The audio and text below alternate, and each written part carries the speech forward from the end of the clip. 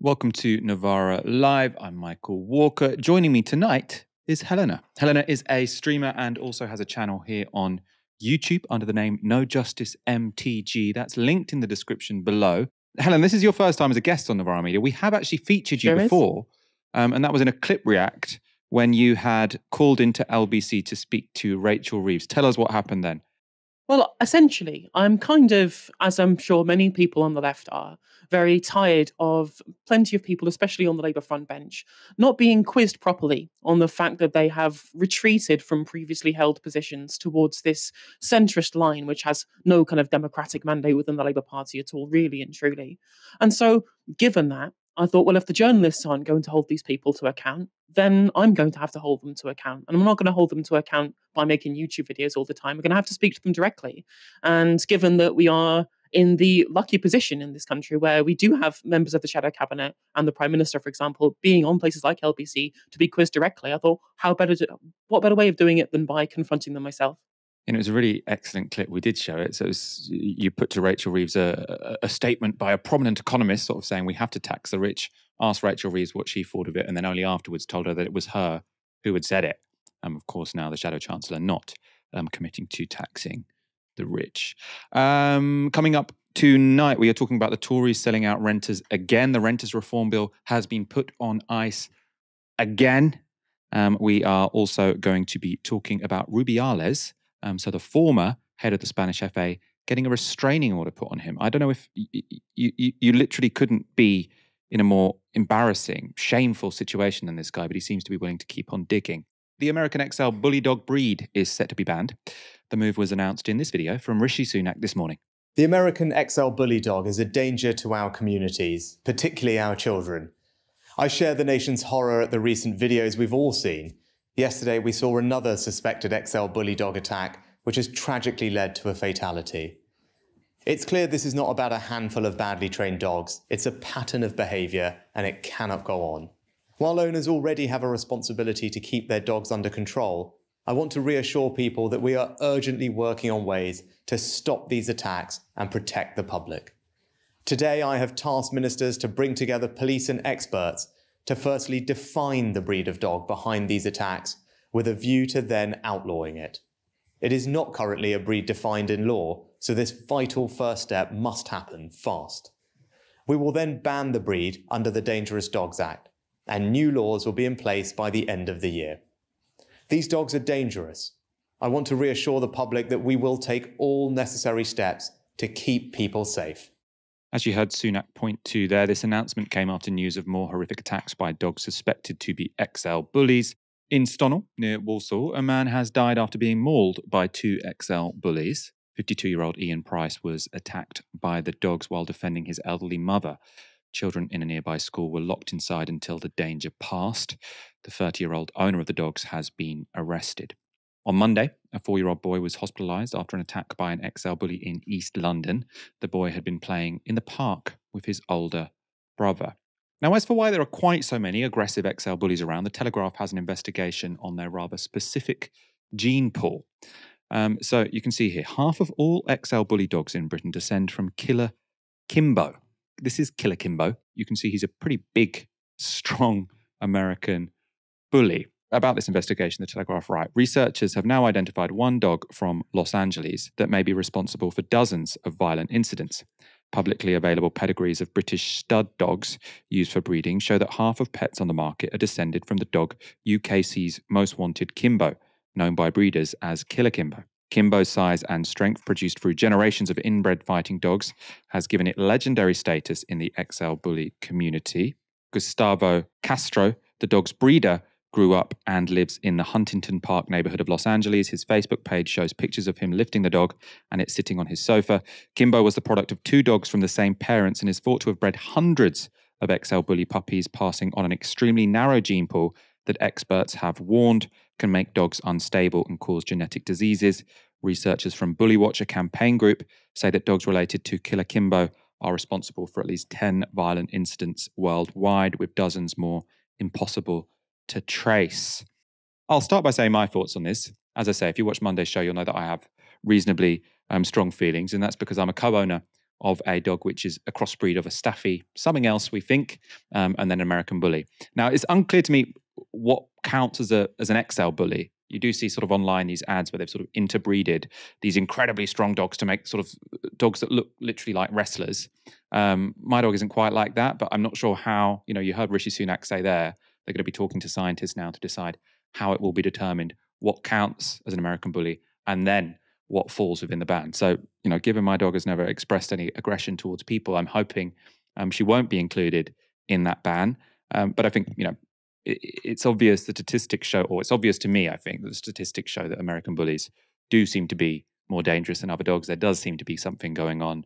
And, I think it's fairly understandable that the public want some protection from these dogs, right? I think it's probably a mistake that we allowed them to proliferate in this country in the first place. I think the Staffordshire Bull Terrier, brilliant dog. I think it's just over the last sort of 4 years or so that they've kind of been replaced by American Bullies, which, as I say, they're a much younger breed. I think they've only been around since 1980. Staffies have been around for a couple of hundred years. And that's why I think they seem to be more chaotic dogs. And when you combine reactivity with the strength they have, you have some problems. Now, my worry, I suppose, for the dog I co-own, and I suppose for American Bullies throughout the country, right, is it seems that what's going to happen for existing dogs is you will be able to keep them. They'll have to be neutered. I agree with the breeding ban, absolutely. They'll have to be neutered, but also they will have to be on a lead and with a muzzle for life. Now, my concern there, I don't actually know how I feel about this, because I can see why people would want them to be on leads and muzzles for life, given some of the attacks we've seen. But the concern for me is that, especially younger dogs, right, they need a lot of exercise. So my dog likes to run around, right? She likes to run around in the park with other big dogs. And we normally try and take her to sort of the bigger places whereby you're less likely to see those smaller dogs. And there's less likely to be sort of kids around. I mean, I'm completely comfortable with her around kids, but I know the parents might not be. So, out of respect, you try and take them to somewhere where there's more open space. Now, if she wasn't allowed to run around ever and meet other dogs and play with other dogs, she's going to get a lot of pent up energy. And she's all right. She's never expressed any aggression towards humans. But if you've got a dog that's got loads of pent up energy and potentially has some inclination to be aggressive to people, then you're going to have a lot of dogs which are potentially angrier than they already are in people's family homes. And I think it could all be a bit messy. I don't know if the state should provide certain fields where you can go take your dog to that it can run around without bothering anyone else. I would back something like that, considering they have allowed tens of thousands of people potentially to buy these dogs, which they're now going to say have to be on a leash and a muzzle for life, which, some people have said to me on Twitter, that's completely fine. They've got a dog that's on a leash and a muzzle for his whole life. I mean, I think maybe with older dogs, as I say, older dogs, maybe that works. I just think with a dog that's sort of 1, 2, 3, it's going to really struggle to expend enough energy. Obviously, on a leash, you can never run faster than your owner. Dogs run a lot faster than people. Helena, obviously, I've got some personal investment in this story. I mean, what do you make of this? Where do you fall on this debate? Well, I don't really have much of my own personal opinions on these, as I don't have any particular skin in the game. But what I will say is I think that it's very politically difficult not to instigate a ban at this point. Once children start getting attacked, it's very optically bad for the government not to come down hard on this. And despite due to what vets groups and animal rights groups have said, and they've confirmed that they do not think that whole breed bans are in any way helpful, it is the current legislative framework that we have, given the Dangerous Dogs Act and what the kind of breeds that it has banned already, one of which is where the XL Bully is genetically derived from, the American Pit Bull Terrier. So given that, I think this is basically where the government has been cornered into on this one.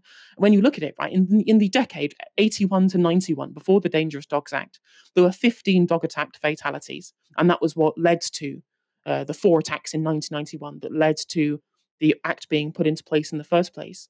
Since 2002, there have been 16 dog attack fatalities, or more in the decade before the Dangerous Dogs Act, the majority of which have been, or the large proportion rather, have been from American Bully XLs or mixes, right? So given the large increase upon the current precedent that we have, I think it's very, very difficult for the government to do anything else at this point, given both the optics and the current precedents. I kind of agree with that. I was talking to, I say I'm a co-owner of this dog. I was talking to the other owner of this dog, and they were saying what they find very frustrating is how unregulated breeding is in this country. And because breeding, the only regulated body seems to be the Kennel Club. Now, the Kennel Club is this organization whereby they're obsessed with the genetic lines of dogs. So they sort of will give your dog a gold star if it's a pedigree Labrador or whatever. And I think that's the precise opposite way that we should be regulating this, right? Because it doesn't matter if a dog is a pure Frenchie or a pure Labrador. What matters is that it's friendly and safe, right? So we should be regulating breeders to say, are you raising healthy, friendly dogs? Not are you raising pure breed dogs?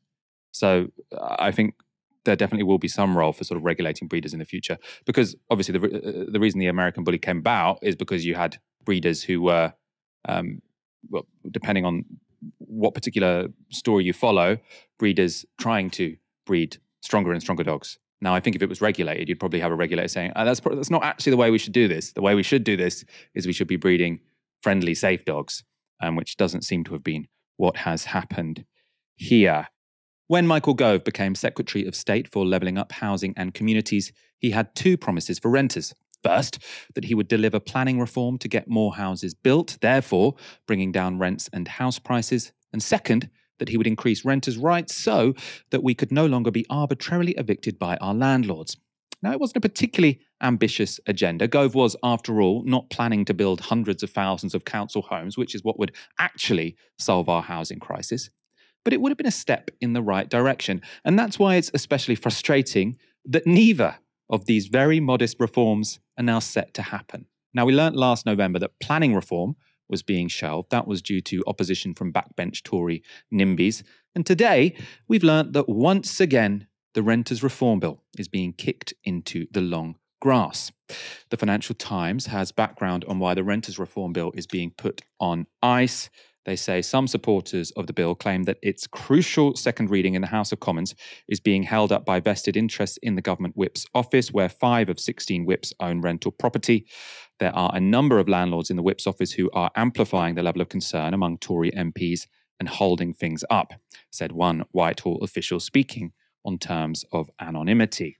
So planning reform was blocked by NIMBY backbenchers opposed to new homes, and rental reform is being blocked by landlords in the whip's office unwilling to give up their power over tenants. The FT also write this: MPs have never been given a chance to debate rental reform legislation, and on Thursday, Penny Mordaunt, leader of the House of Commons, did not include the second reading in her announcement of parliamentary business for the remainder of the current parliamentary session. The next session begins on November the 7th. Gove is still hopeful the bill will have its crucial second reading before that date and that it could be carried over. But the current session is limping to its conclusion with a series of inconsequential general debates, with ministers apparently unwilling to schedule legislation that might spark a Tory revolt. Translation: there would be plenty of time to debate the Renters Reform Bill in this session of Parliament, but among the landlords on the Tory backbenches, there isn't the support for it, and so the government don't want to risk it. Right, so it is vested interests on the Tory backbenchers that mean that this is not going to get debated in this session. It might be debated from November onwards, but I mean, given that this has been put back and put back and put back since I think 2019 now, maybe a little bit earlier, I don't have much confidence that will happen again. Oh, it won't happen again, sorry. Let's go to a comment from the chief executive of Shelter. She's called Polly Neat. She said this: the government's failure to urgently progress the Renters Reform Bill has abandoned millions of renters to broken private renting, where their home can be ripped out from under them for no reason.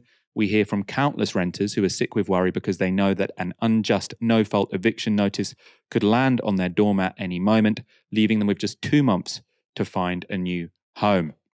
Helena, what do you make of this story? Well, where do we start with anything to do with the current housing market in this country? I mean, really and truly, I think that the Conservatives have put themselves in a rock and a hard place on this one, in that we've got, on one side, there are vested interests in the Conservative Party who either themselves own property or who represent a lot of other people who also own property and are potentially landlords as well, want to ensuring that landlords who predominantly vote Conservative but are being soured on their current governance, given the mortgage crisis that we're seeing at the moment, they want to be able to keep these people on side and not lose their votes, because every single Conservative MP could theoretically have their seat be up for grabs at the next election. So any kind of legislation that tips that balance is something they're very wary of. And they're going to push the whips really hard to ensure that these kind of bills don't go through, whether it's for their own interests, whether it's for their own voter base's interests, right? That's one end of the discussion. On the other hand, you have Michael Gove, who is desperately trying and failing to pull the Conservative Party into the 21st century. He understands, he's a shrewd political operator, Michael Gove. He understands that the Conservative Party have lost millennials, that they have no policies at all to deal with the fact that millennials are the first generation who are becoming more left-wing over time rather than more right-wing, because of course they've not built up any housing wealth because they can't get on the housing market. And when they're not on the housing ladder, they're being absolutely shafted by a horrendous rental market, which again is the fault of 4 decades worth of policy failures from both governments of Conservative and Labour alike. So he is trying to pull them in another direction by having some meager, these are really meager reforms for renters at the end of it, because on the back end of ending no-fault evictions, they're also going to be introducing more easy ways for landlords to be able to evict non-paying tenants as well. And when we're looking at the current housing crisis, when there's no additional supply happening, because that's all being blocked by Tory backbenchers as well, who want to protect their own constituency homeowner interests, we now have the possibility of the next 2 years rents could rise to up to 20% yet again. And when that rental rise happens again, that's going to lead to people getting to non-payment, and we're going to have a wave of evictions because it's been going to be easier through this renters reform bill to be able to evict these people as well. So the Conservative Party, and to be fair, the Labour Party, have really screwed this country on failure to invest in new housing. As you say, council housing is the real solution to this, because if rents do start to rise, then there's going to be a very large political consensus towards rent caps, more so than there is already. And we know from the economic study of rent caps that to be able to necessarily implement them, there has to be the state on the back end to be able to fulfill the lack of supply that's going to happen when you institute that rent cap. And that's not going to happen from either party now either. So really and truly, I have no idea how this solution gets solved when both parties seem to be completely avoiding the necessary increase in supply, which is, as far as I can see, the only way of solving this crisis. I think this is one policy area where I do think Labour will be a lot better than the Tories. And the reason I say that is not so much because of a difference on their front bench, but a difference on their back benches. So, as I say, these reforms from Michael Gove were nowhere near what we need. What we need is mass council house building. Sorry. So in the 50s and 60s, you sometimes had the state building more than 200,000 council homes a year, right? Then you'd also get another 200,000 from the private sector. So this is the kind of numbers we need to solve the housing crisis. I don't think either Labour or Tories are offering that. But Michael Gove was offering something which was a slight improvement on the present state of things, which was some planning reform to stop NIMBYs blocking any kind of development in their local area, and then more rights for renters. Now, Labour, I think their front bench would definitely back that, and then their backbenchers would also vote for it. Because the problem with the Tories is he can't pass anything that's remotely makes our planning system or our relationship between landlords and tenants more rational even. It's not particularly socialist what he's planning to do, not at all socialist actually, just a little bit more rational. But the people on his backbenches can't tolerate that. But I think if, whoever takes on this job for the Labour Party, maybe Angela Rayner, she's got it now, if she was to try and put through moderate stuff like this, I think that would get through. Labour MPs would vote this through. So we would get some planning reform. We would get some more renters' rights. Will it solve the housing crisis? No. To solve the housing crisis, what we need to do is stump up billions in cash to build shed loads of council homes. I think also increase property taxes so that you have less people sitting on property they're not using. That's obviously very politically difficult. Those are the things I can't imagine the Labour Party doing, especially on property taxes. I mean, they've almost ruled it out already, haven't they? So a lot to be disappointed about, I think, when it comes to the Labour Party, but it will be better than this. I think, in a way, a Labour government will be a bit like what Michael Gove wants to do, but without having the backbenchers stopping him doing it, at least on the issue of housing. As for how desperately we need a rental reform bill, a report up on novaramedia.com this week gives a good idea. So you can see here, cramming 40 people into a 4-bed house wasn't enough to get this rogue landlord added to the government database. Not one person has been added to the list this year. This is an article by Hajar Mehda. And we can read from this piece. So in August, Jaideep Kumar Valand was handed Brent Council's first ever landlord banning order for packing dozens of people into a semi-detached house in Wembley, northwest London. The unsafe property was so overcrowded that Valand reportedly had one tenant living in a shack made of pallets in the garden, with a tarpaulin roof and no lights or heating.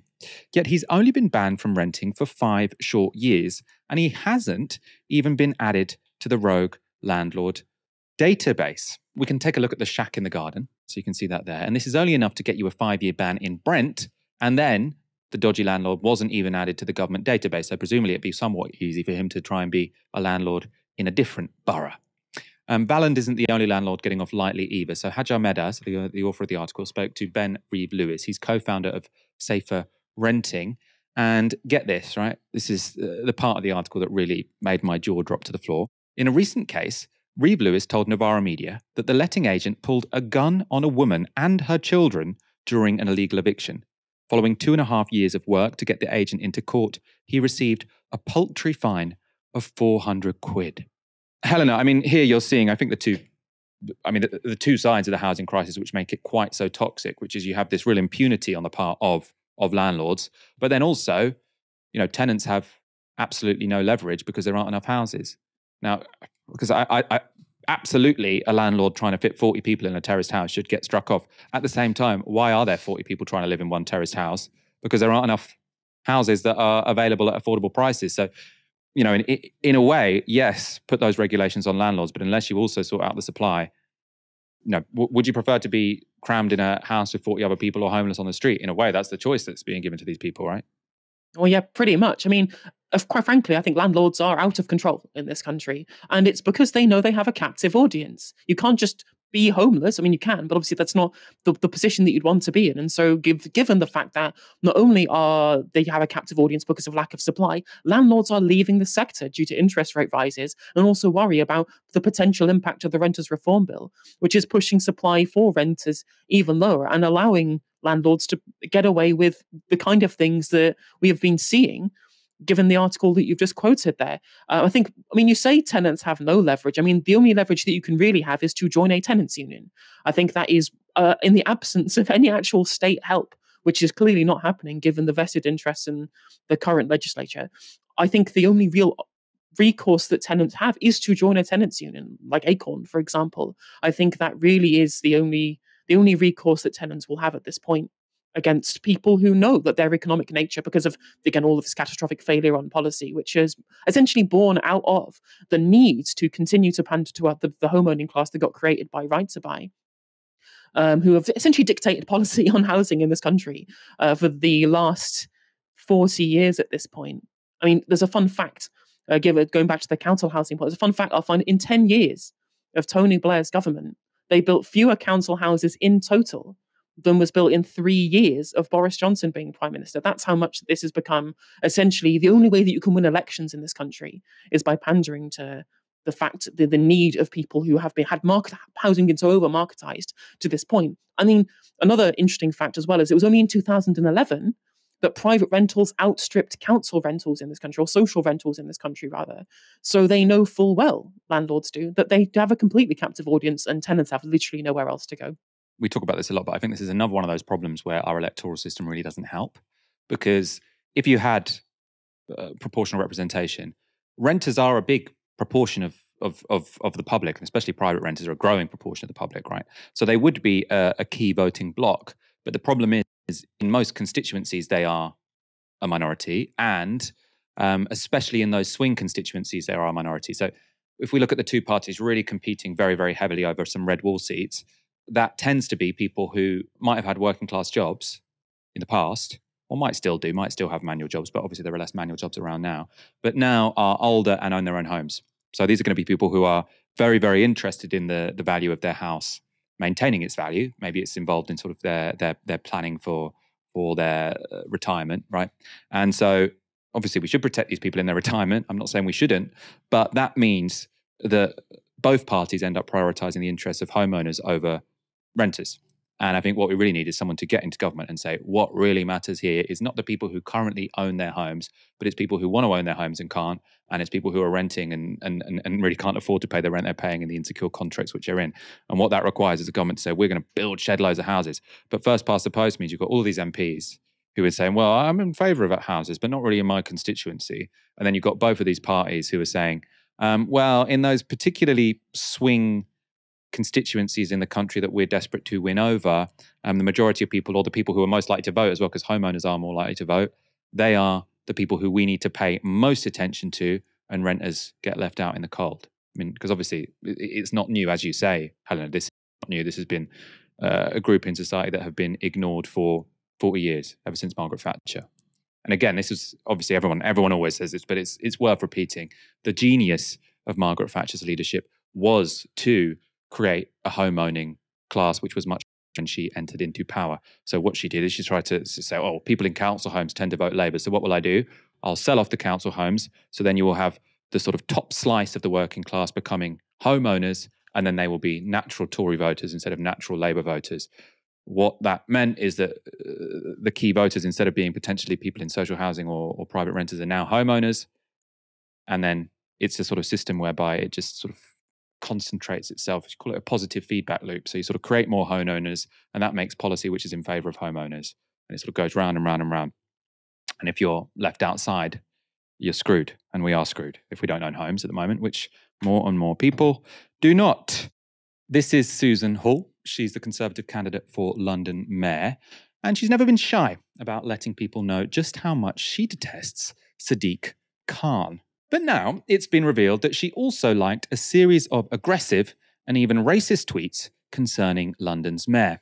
The Times reports this. In one post liked by Hall, Khan, the London mayor, is described as our nipple-height mayor of Londonistan. Now, the term Londonistan is a sobriquet anti-racist campaigners say is often used pejoratively. I'm not sure what a sobriquet is, but I think you can see that Londonistan is going to be used in a racist way. The full tweet reads this: please be upstanding for Councillor Susie, reminding our nipple-height mayor of Londonistan to stop trying to overturn Brexit and start doing his job. Well done, Susie. Kiss.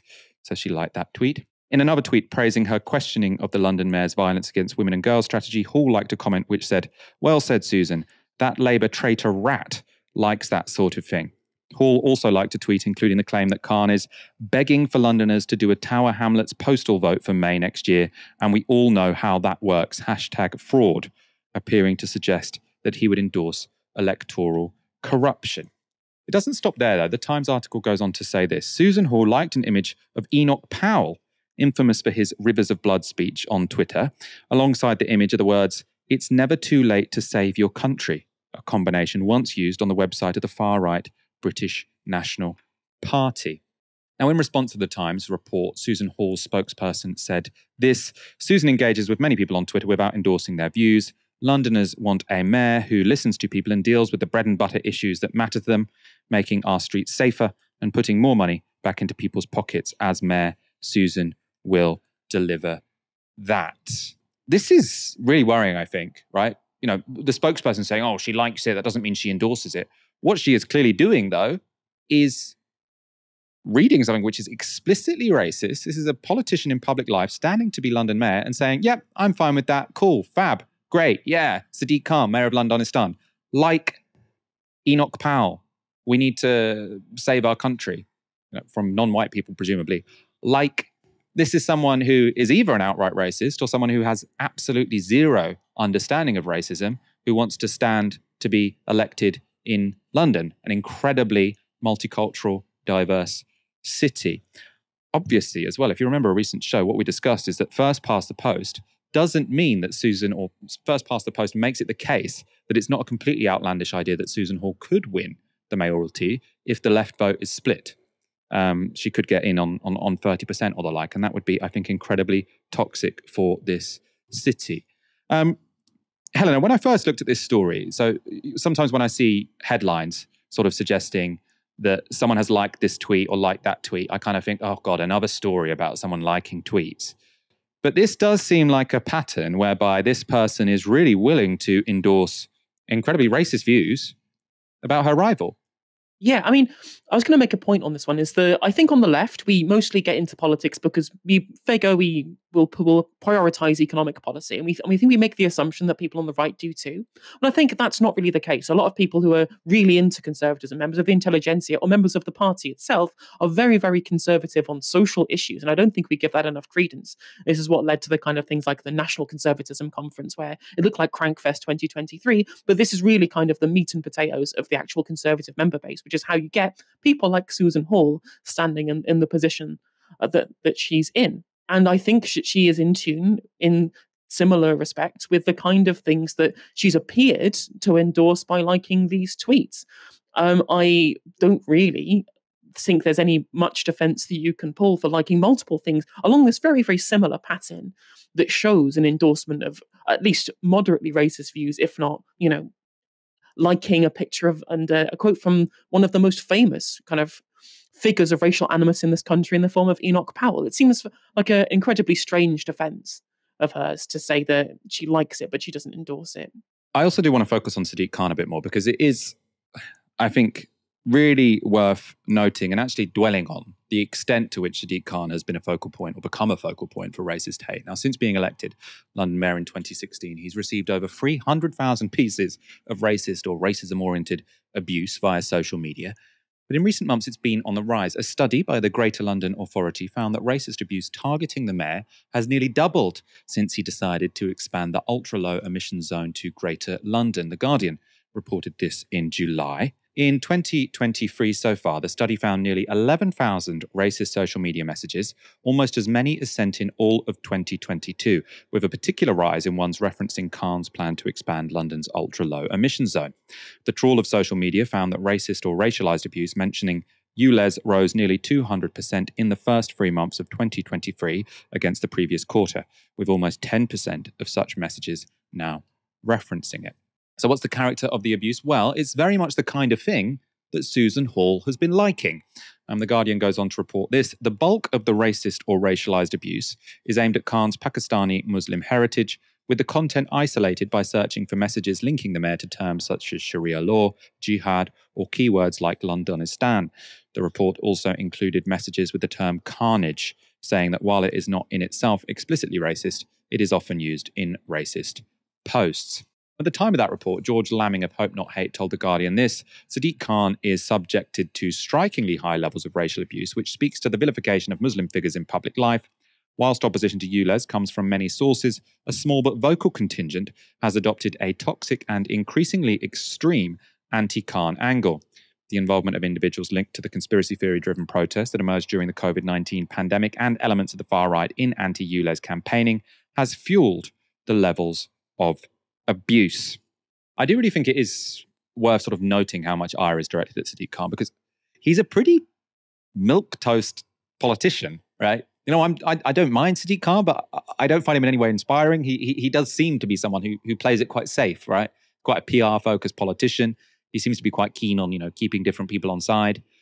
And I do think it is. I mean, I suppose he did, he talked a lot about Brexit and stuff, but I do think the ire sort of focused on him does obviously have so much to do with him being a Muslim mayor of London. I think he's the Muslim mayor in Europe who's sort of mayor of the biggest city, right? So he's got a significant role both in this country and sort of on the global stage. And he is a massive target because of that. And Sadiq Khan is a liberal guy, right? He's incredibly pro-LGBT, and yet you're still constantly seeing him being like, oh, Sadiq Khan, he wants to bring Sharia law into London. And I think what this shows is that it's not, if you are Muslim and of a Muslim background, however liberal you are still going to have right-wing people saying you want to introduce Sharia law. And the other thing to remember here is this is not just a minority of sort of crazy people on the internet, because do you remember the election when Sadiq Khan first got elected? Who was standing against him? Zach Goldsmith. That was the most Islamophobic campaign I think I've seen in my lifetime in this country, right? Do you remember that article? I think it was in the Mail, where you had a picture of one of the 7/7 bombings saying Sadiq Khan will make London less safe. So outrageously racist. He ended up getting brought back in as an environment minister, didn't he? It's quite easy to come back from running racist campaigns in this country. This is former Sky News boss John Riley. He left the organisation on the day of King Charles's coronation, and was that date just a coincidence? Well, Riley's now given a lecture to the Royal Television Society, and in it he's deeply critical of the approach of British broadcasters to the royal family. He's called broadcasters supine, incurious and compliant when reporting on the monarchy. He demanded that journalists, quote, start reporting on the royal family with the same rigour as they treat every story on the news agenda, unquote. And he didn't spare his old channel Sky News from criticism either. In 2017, Sky interviewed Charles, but gave him a full list of questions in advance.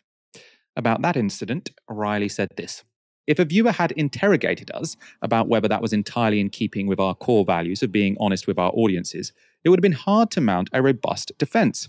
Imagine submitting a list of questions to a top politician or business leader, maybe in a puppet state. That's phenomenal. I didn't actually know that they'd handed Prince Charles his questions in advance. Phenomenal. Now imagine if Emily Maitlis had done that to Prince Andrew. Describing media coverage of the coronation, Riley revealed a Buckingham Palace directive marked private and confidential in its contents. He said this, for example, on the TV, no pictures of the new king or queen could be replayed until they had left Westminster Abbey, and the royal spin doctors had the opportunity to censor any pictures from the coronation before they could be replayed on the day. On social media, no clips of the coronation could be shown while the event was taking place. Really? Thus, in one go, Buckingham Palace denied a whole generation of TikTok users and others from seeing the spectacle. And the royal spin doctors dictated which clips of the footage could be shown in future broadcasts in what they called, with an Orwellian phrase, a perpetuity edit. Now, you won't be surprised that similar controls were exerted over the coverage of the Queen's funeral last year. So you literally have the royal family, which is, it's a political body, telling the TV stations how they want their events to be covered. You can use this clip, you can't use that clip. And what it seems like, all these television companies just said, fine, yeah, we'll go along with that. You're the royals. That's what we do. Riley had another story, this time about self-censorship from the British media when it comes to the royals. In January last year, the Queen stripped Prince Andrew of his military titles over his association with Jeffrey Epstein's child trafficking ring. Prince Charles was in Aberdeen, where a media pool, that's a collection of journalists who agreed to share video with other broadcasters, was taking place. Now, the Press Gazette reports what happened next.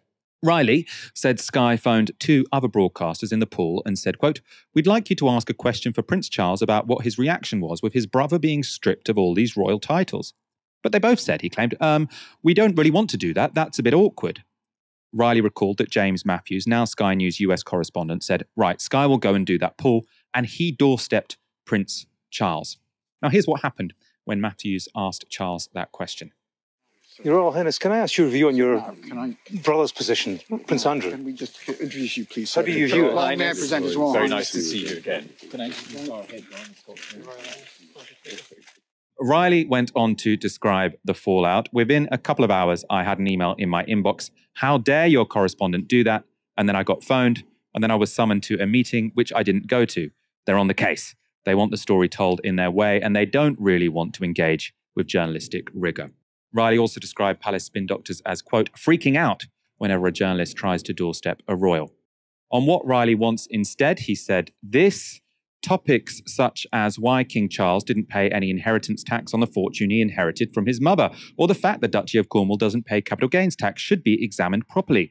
The reporting needs to be far more rigorous. Greater openness is not about stripping the monarchy of its dignity or disturbing their personal privacy.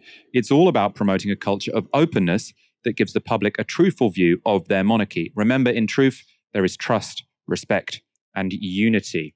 Now, Riley is absolutely right. You never see those topics tackled by mainstream broadcast media. It wasn't the case that when Charles was about to be crowned, there was all this discussion, well, isn't this a good time to talk about his tax affairs? No, everyone was like, no, now is not the time. Now is just the time to talk about whatever the royal family want you to talk about. Luckily, though, there's a place where you can watch the kind of journalism Riley is calling for. On the day of King Charles's first Christmas speech last year, we put out this video titled, Here's Why Britain Should Ditch King Charles. As you can see, it did rather well. So there clearly is a demand for this kind of journalism. If you want to find out about Charles's dodgy dealings and tax arrangements, the link to that video is in the description below. I find lots of this quite remarkable, the extent to which the broadcast media did just completely bow down to any demand, however unreasonable, from the royal family. I'm not surprised in the slightest. I think it is basically an open secret, really, at this point, that the news's coverage of the royals is not about public interest, it's about public spectacle. Right? It's about the monetary gain that they have for continuing to have an audience of people who care deeply about the royals. I don't know if anyone's looked at the GB News YouTube channel recently, but you'll see that they have loads of coverage of the royals every day incessantly, and this is the case across loads of different news networks, because they know this is something that people are vastly interested in, not just in the UK, but globally as well. They have a vested interest, both they and the royals do, in ensuring that there is a continual good showing as far as the monarchy is concerned to keep people interested and keep people involved in this kind of grandiose part of British society that they have such a high interest in, and there is always money to be made in reporting on it. So anything that could get in the way of that kind of cozy arrangement, as far as I can see, would be something that I don't think that they have any kind of interest or any kind of needs to report on. Why do you think the press was so less than they were less than appreciative of the kind of stuff that Harry and Meghan have been doing, because they've clearly not got the memo on what the relationship between the press and the royals should be. This was the moment that tarred the Spanish women's football team winning the World Cup.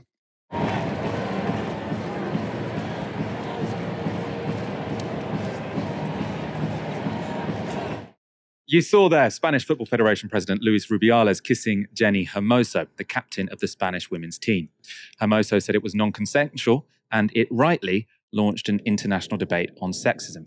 For a number of weeks, Rubiales defied calls from across the sporting world to quit.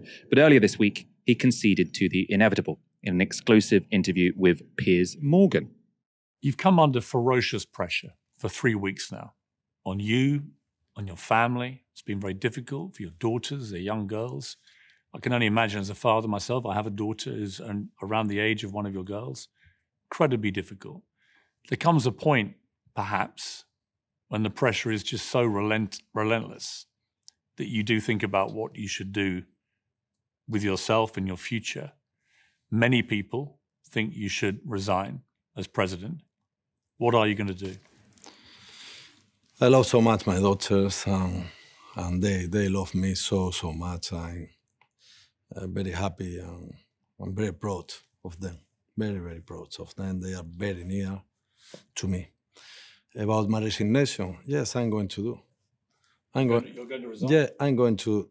Yes, because I cannot continue my work. What was the final moment for you? Was it talking to your family, your dad perhaps? Yeah, my father, my daughters, I spoke with them. It's not, they know it's not a question about me, and some friends very, very close to me.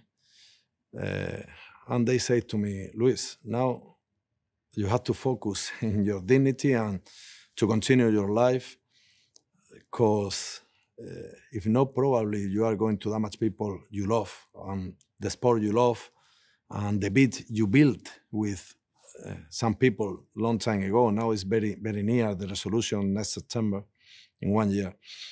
Then when someone is not thinking only about himself, because I had to support a lot these 3 weeks, but it's more a question of not only me. And then an attitude of me can affect third parties, very important. And this is in this situation now, the more intelligent and the thing I had to do. A real softball interview, like a guy who's completely disgraced himself, just let's have a nice chat. And Rubiales may have quit as the president of the Spanish Football Federation, but that resignation didn't come with an apology to Jenni Hermoso. And the Spanish team have made clear they will continue their boycott of national games. In total, 37 players are refusing to be called up for the Spanish women's team. Jenni Hermoso is also pursuing a court case against Rubiales, with Spanish prosecutors charging him with sexual assault and coercion. The second charge is because Hermoso says Rubiales pressured her to come to his defense in the days after the kiss. They basically said, can you please come out and say it was consensual, when she was saying it was not consensual. Completely disgraceful behavior. That's now resulted in a court placing a restraining order on the former football president, banning him from going within 200 meters of Hermoso. Rubiales is also not allowed to contact Hermoso while the court's investigation into the case continues. Appearing in court, Rubiales denied he had sexually assaulted Hermoso, but Hermoso's lawyers insisted that the kiss was non-consensual. Speaking outside of court, Hermoso's lawyer said, we can say precisely that thanks to these images and thanks to social change and changes in the law, we can show that Mr. Rubiales had a complete lack of consent. The change to the law mentioned there is a reference to a recent piece of Spanish legislation. Under the so-called only yes means yes law, a non-consensual kiss can now be considered sexual assault by Spanish courts. If the case goes to trial and Rubiales is found guilty, he could face a fine or even jail. The initial kiss was disgraceful, but I mean, the way this guy has behaved afterwards, I mean, talk about, being in a hole and continuing to keep on digging. Oh, yeah, I mean, he's clearly behaved appallingly, both before and both during and after, rather, and has shown no signs of contrition at all, despite the fact there does seem to be, in general, a kind of consensus in most places that what happened was wrong. The fact that he won't even admit fault, I won't even admit any fault in this one, is something that I find, quite frankly, ridiculous, to the point at which he's having these softball interviews with Piers Morgan trying to defend himself, reminiscent of Piers Morgan being softball with Trump all those years ago. I honestly, I'm completely dismayed at the line that he's taken on this, so much so to the point at which it seems almost to the point of parody, where he has to have a restraining order against him because of his insistence that Hermoso should come to his defense somehow, given that she has already publicly said that it was non-consensual, and he still insists. I find it quite remarkable, really and truly. Thank you, everyone, for watching this evening. We'll be back next Monday at 6 p.m. Have a fantastic weekend. For now, you've been watching Novara Media. Good night.